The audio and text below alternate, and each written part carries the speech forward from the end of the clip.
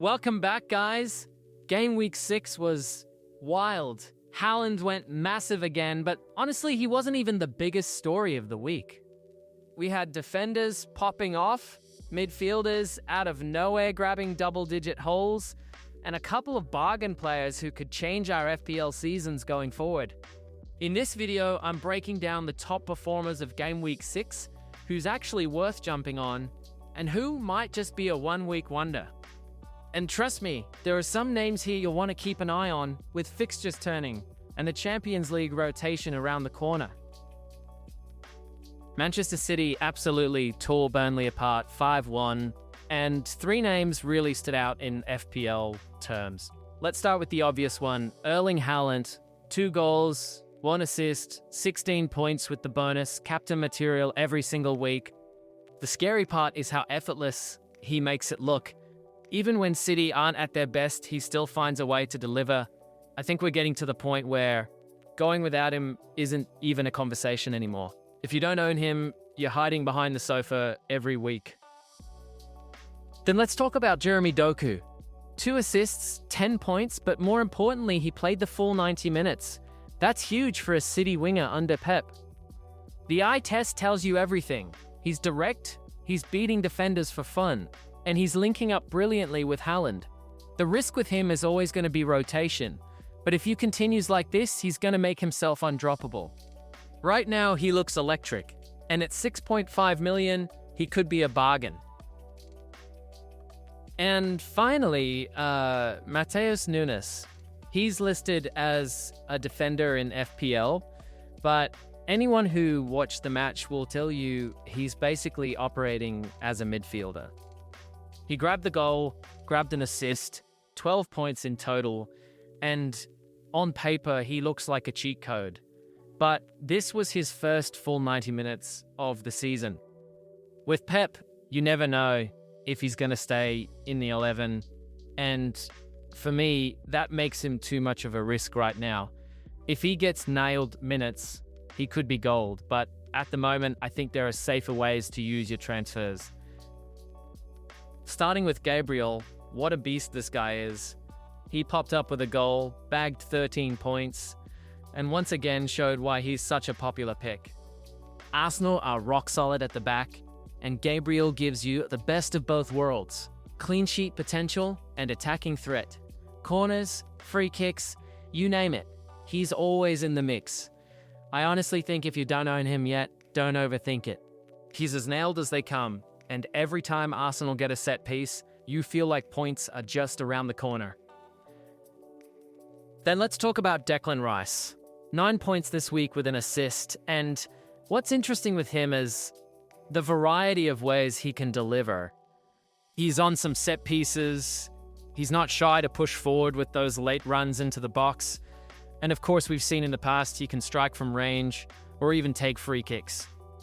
Combine that with defensive contribution points, which he racks up naturally because of the role he plays, and suddenly you've got a player who looks like a real hidden gem.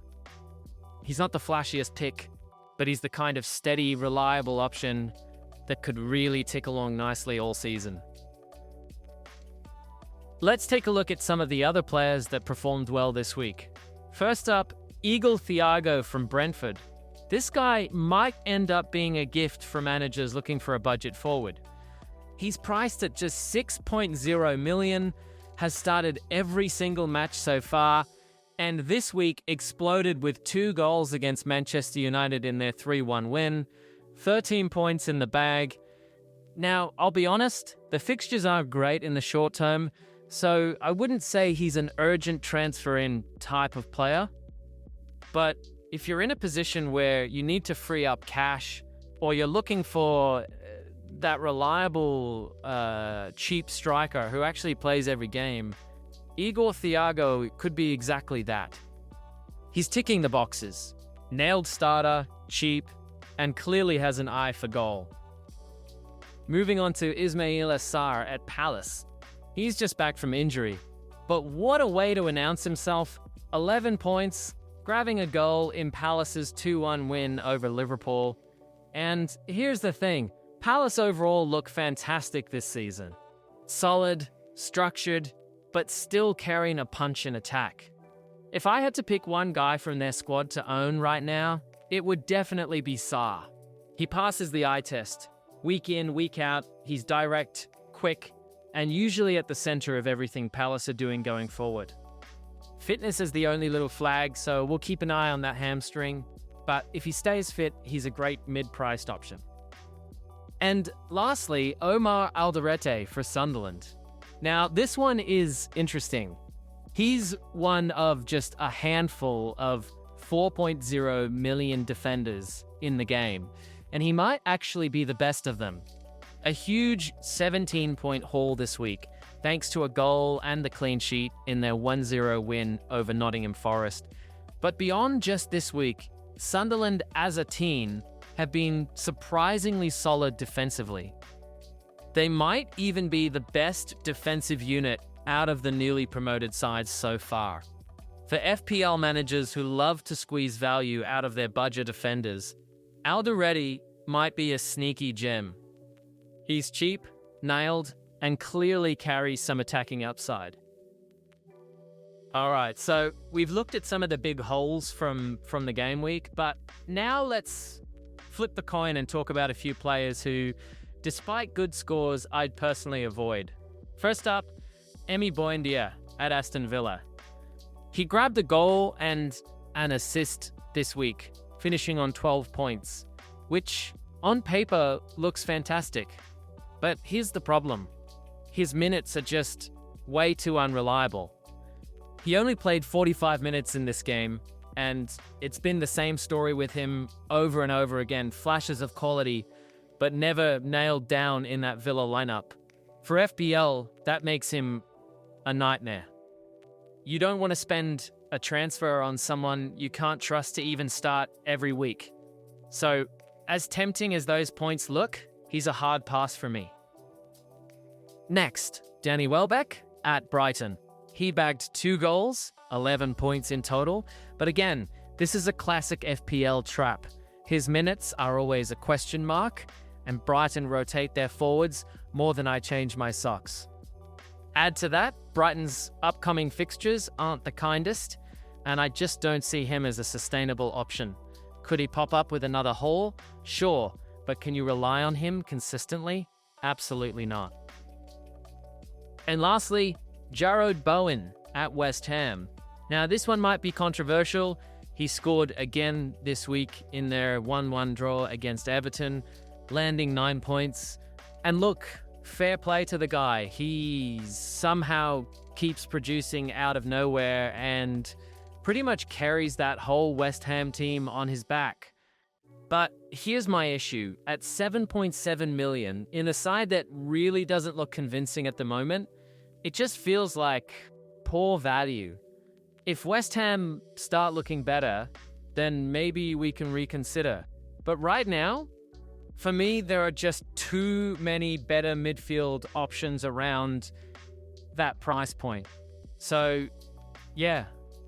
Buendia, Welbeck, Bowen, big scores, sure, but don't let those blind you to the bigger picture.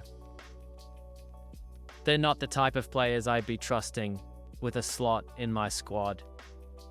Alright, let's wrap things up with a few reflections from this game week.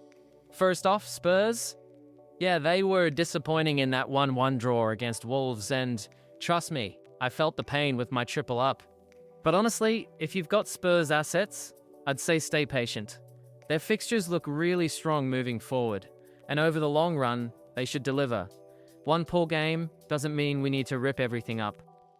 Next, the Salah to Haaland switch. It looks better and better every week. Haaland's haul against Burnley was massive, and if you haven't made that move yet, now really feels like the time. Liverpool is still solid, but Salah just isn't matching Haaland's ceiling right now, especially with City's upcoming run. On the flip side, Chelsea were a huge letdown, collapsing against Brighton. And it's worth pointing out, the most owned player in the entire game, João Pedro, is still playing up top for Chelsea, but his underlying numbers are shocking. 0 expected goals in his last 2 matches. For me, that's a red flag. If you own him, I wouldn't hesitate to move him on. And honestly, a switch to Gyökeres at Arsenal could be a really smart play. Arsenal's fixtures are strong, and he looks far more involved in their attack. And just a little shout for a new face, Nick Woltemade at Newcastle, newly signed, only 7.1 million, and he's already scored twice in his first 3 games. If he keeps building up fitness and cements a starting role, with Newcastle's fixtures looking decent, he could be a really nice differential up front. Definitely one to keep on the watch list. So yeah, patience with Spurs. Make the Salah to Haaland move if you haven't already. Keep an eye on Chelsea flops. And maybe start shortlisting Woltemade as a potential option. And that's going to wrap up this game week's review. Overall, plenty of standout performers, a few traps to avoid, and some really interesting differentials starting to pop up. As always, let me know down in the comments, who impressed you the most this week, and are you thinking about making that Salah to Haaland switch if you haven't already? I'd love to hear what moves you're considering. If you enjoyed the video, don't forget to drop a like, and if you're new around here, hit that subscribe button so you don't miss my next upload, where I'll be breaking down my final draft before the next game week. Thanks for watching, best of luck with your teams, and I'll catch you in the next one.